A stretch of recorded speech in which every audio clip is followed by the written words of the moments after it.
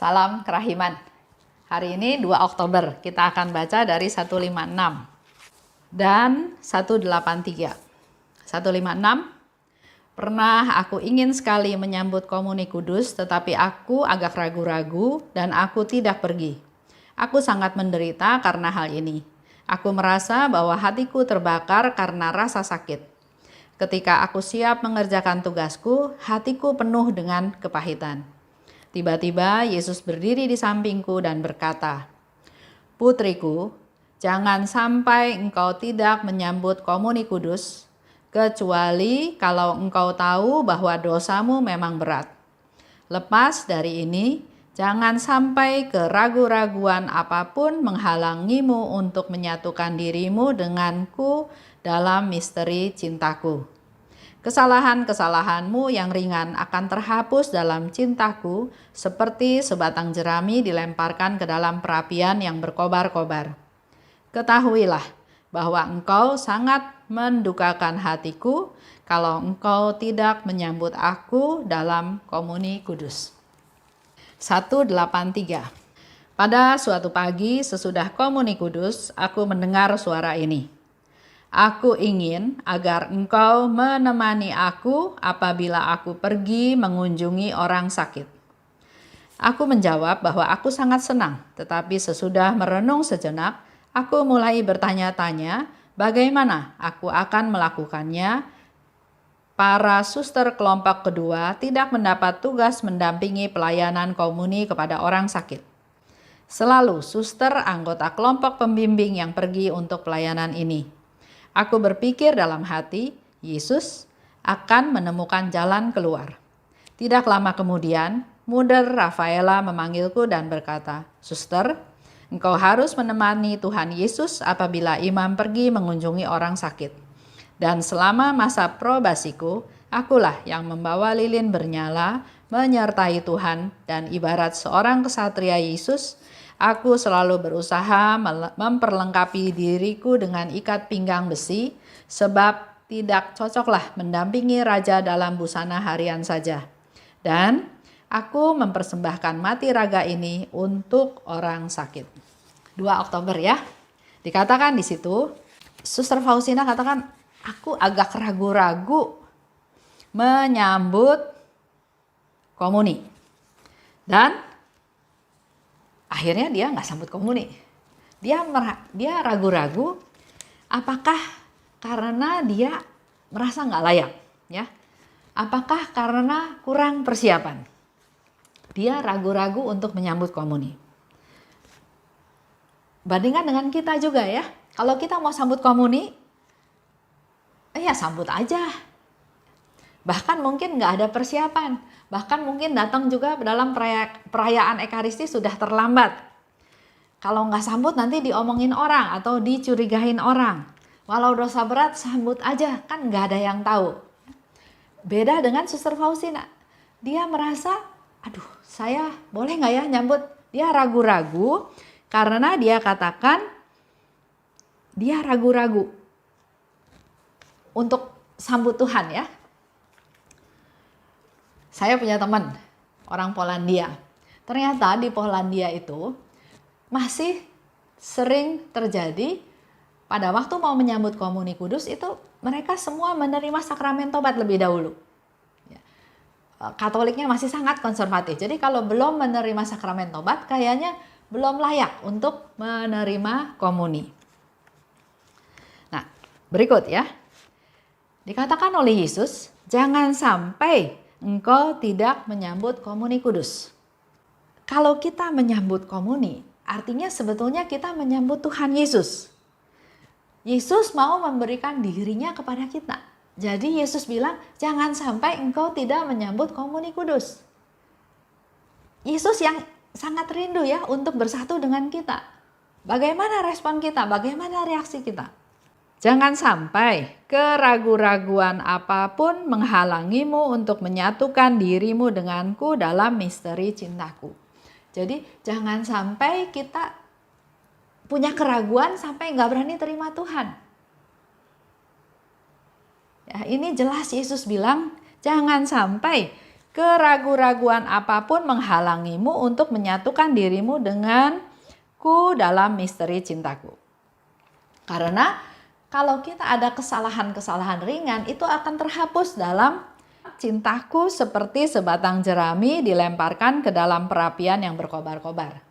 Jadi kalau dosa-dosa kecil jangan sampai itu menghalangi kita tidak menyambut Tuhan. Setelah dikonsekrasi, maka roti itu menjadi tubuh dan darah Kristus yang adalah juru selamat dunia. Jadi kita dalam hidup kita butuh juru selamat, kita butuh Tuhan yang menyelamatkan kita. Oleh sebab itu jangan ragu menyambut Tuhan. Jadi kalau kita anggota gereja, kita umat, kalau kita nggak mau terima Tuhan, kita ragu-ragu terima Tuhan, maka tentu akan melukai hati Yesus. Yesus yang ingin bersatu dengan kita, tapi kita yang ragu-ragu. Contoh ya, ada keinginan mau pergi ke perayaan Ekaristi. Pergi enggak. Sebetulnya niat untuk pergi itu juga mungkin sudah undangannya Tuhan Yesus. Karena Yesus mau bersatu dengan kita. Tapi akhirnya enggak deh, lain kali aja. Atau waduh kayaknya mau hujan besar. Waduh saya janji dijemput tapi teman yang jemput enggak datang jadi saya enggak pergi.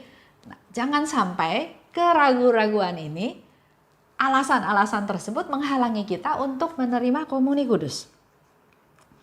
Di Yohanes 6:58 Yesus berkata, "Inilah roti yang turun dari surga. Siapa saja yang makan roti ini akan hidup selama-lamanya." Karena Yesus ingin kita hidup selama-lamanya. Jadi buat teman-teman semua, jangan terima hosti, terima komuni kudus itu hanya seperti itu. Tapi kita harus punya iman seperti yang Yesus bilang, inilah roti yang turun dari surga. Siapa saja yang makan roti ini, dia akan hidup selama-lamanya. Itu sabdanya Yesus, ya. Roti yang turun dari surga. Yesus yang turun dari surga. Kalau kita menyambut komuni, maka tubuhnya Yesus itu menyatu dengan tubuh kita. Darahnya mengalir dalam darah kita. Yesus memberikan tubuh dan darahnya. Pemberian yang total, semuanya dia berikan kepada kita. Sehingga akhirnya Allah mau bisa bersatu dengan manusia. Tujuannya supaya manusia bisa semakin bersatu dengan Tuhan. Dengan kita semakin menerima komuni kudus semakin sering, maka kita akan menjadi semakin layak dan hidup dalam keluarga besar di surga. Suatu hari kita akan sama-sama hidup di dalam keluarga besar di surga. Komuni itu penting karena menyatukan antara pencipta dan ciptaannya dan membereskan manusia dari dalam. Seperti kalau kita sakit, kita makan obat kan? Membereskan badan kita dari dalam. Begitu pula dengan kita. Kita punya kelemahan, kita punya kepapaan, kita punya dosa. Kalau kita menyambut tubuh Kristus, secara bertahap terjadi pemberesan dari dalam. Menyambut Yesus dalam komuni. Artinya membiarkan diri kita dikuasai oleh misteri cinta. Karena kita menyambut Yesus yang adalah cinta. Segala kekurangan, doa harian, atau keburukan kita terbakar oleh api cintanya Tuhan yang masuk ke dalam diri kita. Dalam perayaan Ekaristi ada mujizat penyembuhan. Membereskan hal-hal yang gak beres supaya beres. Seperti Suster Faustina terus berulang-ulang katakan, itulah sumber kekuatanku. Komuni kudus adalah sumber kekuatanku. Tubuh dan darah Yesus adalah sumber kekuatanku. Ada mujizat penyembuhan. Dan membereskan hal-hal yang gak beres. Tadinya kita orang yang sombong, orang yang gak rendah hati, orang yang gak bisa mengampuni. Dengan kita menerima tubuh Kristus secara berlahan, secara bertahap, membereskan yang nggak beres itu dari dalam diri kita. Seperti contoh di dalam perayaan Ekaristi, waktu kita mau terima komuni ya, dikatakan, saya tidak pantas Tuhan datang pada saya, tetapi bersabdalah saja, maka saya akan sembuh. Imani itu. Bersabdalah saja Tuhan, maka saya akan sembuh. Dan kesembuhan itu Tuhan pasti kasih. Ya, misteri kesembuhan itu Tuhan pasti kasih. Lanjut, di 183, ini bicara tentang kunjungan ke yang sakit. Memang, Suster Faustina katakan, tugas kunjungan kepada orang sakit itu bukan kelompoknya Suster Faustina ya, tapi kelompok yang lain, yang lebih tinggi tingkatannya. Tapi di situ dikatakan, Yesus bilang, temani aku. Suster Faustina, iya senang pasti, tapi terus dia sendiri berpikir, gimana caranya? Karena dia bukan termasuk ke dalam kelompok pembimbing. Dia termasuk kelompok kedua ya, yang tugasnya membantu pekerjaan tangan sebagai pembantu dari suster-suster atau kelompok pembimbing. Tapi nggak usah khawatir karena segala sesuatu itu Tuhan bisa atur. Sehingga di sana dikatakan Yesus akan menemukan jalan keluar dan tiba-tiba mudir bilang, suster, engkau harus menemani Tuhan Yesus apabila imam pergi mengunjungi orang sakit. Jadi kalau kita pergi kunjungan ke yang sakit, perlu Bapak Ibu ketahui, bukan hanya sekedar datang, bukan hanya sekedar tugas. Tapi kita harus punya hati, kita harus punya persiapan bahwa kita sedang mengiringi, sedang mendampingi Yesus yang mau datang, yang mau menyapa mereka yang sedang sakit. Dan Suster Faustina katakan, dia mempersembahkan mati raganya untuk si sakit tersebut. Jadi sekali lagi, buat Bapak Ibu yang punya pelayanan mengunjungi yang sakit, hari ini kita belajar dari Suster Faustina, perlu mempersiapkan diri karena kita bukan hanya sekedar datang, say hello, tapi kita mendampingi Tuhan Yesus yang akan mengunjungi si sakit. Dengan komuni yang diberikan, kita mendampingi Yesus. Maka kita perlu persiapan dan salah satu yang dilakukan oleh Suster Faustina adalah mempersembahkan mati raganya untuk si sakit. Supaya sembuh, supaya dia diberi kekuatan, supaya dia diberi penghiburan, persembahkan itu untuk si sakit.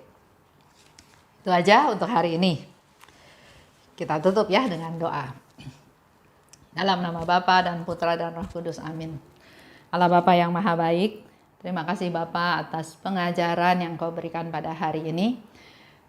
Ampuni segala dosa kami, kesalahan kami Tuhan, karena kami juga sering ragu, atau bahkan mencari-cari alasan untuk tidak pergi ke perayaan Ekaristi. Hari ini kami menjadi lebih tahu Tuhan bahwa Engkau yang lebih dahulu sangat rindu untuk bersatu dengan kami. Dan Engkau ingin juga supaya kami menimba kekuatan daripadamu dan juga Engkau akan melakukan pemberesan-pemberesan di dalam diri kami. Urapi kami Tuhan agar kami semakin rindu, semakin ingin bersatu denganmu, sehingga sehari lepas sehari kami akan berubah menjadi manusia yang lebih berkenan kepadamu. Berkati teman-teman kami yang lain, juga khususnya mereka yang sedang sakit ya Tuhan. Kiranya Engkau jamah mereka, Engkau berkati mereka, Engkau beri penghiburan dan kekuatan, agar dalam masa sakitnya ini mereka selalu tetap bergantung kepadamu, mengandalkan Engkau, dan urapi mereka Tuhan agar mereka memperoleh kesembuhan daripadamu. Kemuliaan kepada Bapa dan Putra dan Roh Kudus, seperti pada permulaan sekarang, selalu dan sepanjang segala abad. Amin.